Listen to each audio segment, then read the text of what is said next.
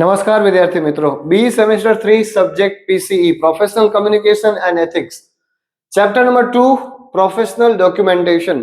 વિદ્યાર્થી મિત્રો, technical proposal ખૂબ અગત્યનો પ્રશ્ન છે. 7 માર્કમાં પૂછાય છે. એ આપણે વિડીયો અપલોડ કરી દીધો છે. ટેકનિકલ પ્રપોઝલનું એક્ઝામ્પલ આપણે તમને મૂકી દીધું છે, જોઈ લેજો.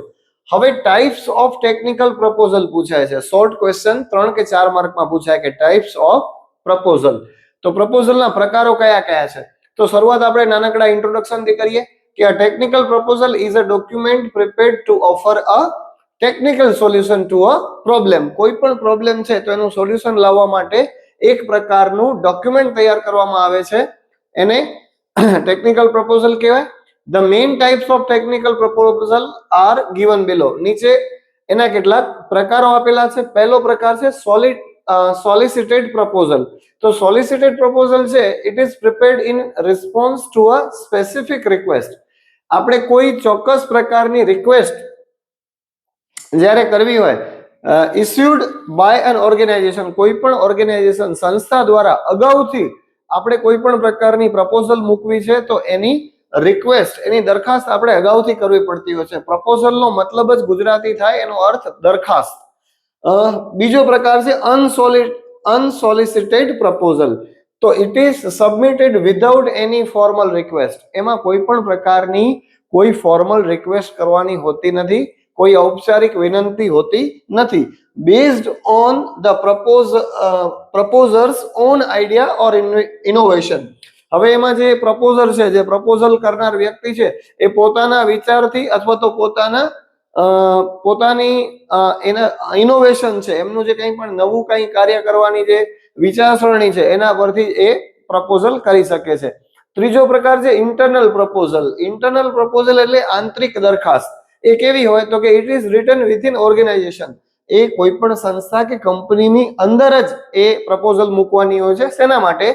ટુ પ્રપોઝ અ પ્રોજેક્ટ, કોઈ પ્રોજેક્ટ માટે અથવા તો ઇમ્પ્રુવમેન્ટ માટે ઓર રિસર્ચ માટે, કંઈ પણ પ્રકારના રિસર્ચ કરવા માટે, કંઈ સુધારા લાવવા માટે ઇન્ટરનલ પ્રપોઝલ થાય છે. ચોથો પ્રકાર છે એક્સટર્નલ પ્રપોઝલ. એક્સટર્નલ પ્રપોઝલ એટલે બાહ્ય દરખાસ્ત. તો it is submitted to an outside organization. Organization થી બહાર, કોઈ કંપની કે સંસ્થાથી બહાર આપણે જ્યારે કોઈને પ્રપોઝલ મૂકીએ છીએ ત્યારે શેના માટે? તો કે ફોર ફંડિંગ, ફંડ માટે, અપ્રુવલ માટે, કોઈ આપણે કંઈક મંજૂરી લેવી છે એના માટે, ઓર કોલોબરેશન, અથવા તો કોઈ બીજી અન્ય કંપની સાથે ક્યાંય કોલોબરેશન કરવાનું છે તો એના માટે પ્રપોઝલ થાય, એ એક્સટર્નલ. ત્યાર પછી રિસર્ચ પ્રપોઝલ છે. તો it is focuses on conducting research to develop a new technology. કોઈ પણ પ્રકારની ટેકનોલોજી ડેવલપ કરવી છે, યા તો એક પ્રકારની પ્રપોઝલ છે કે આપણે ક્યાંય રિસર્ચ વર્ક કરવાનું છે, એ રિસર્ચ વર્ક માટે પણ પ્રપોઝલ કરવાની હોય, એ રિસર્ચ પ્રપોઝલ છે. ત્યાર પછી પ્રોજેક્ટ પ્રપોઝલ નંબર 6. તો it is prepared to a plan and execute a specific technical project. કોઈ પણ પ્રકારનો ટેકનિકલ પ્રોજેક્ટ છે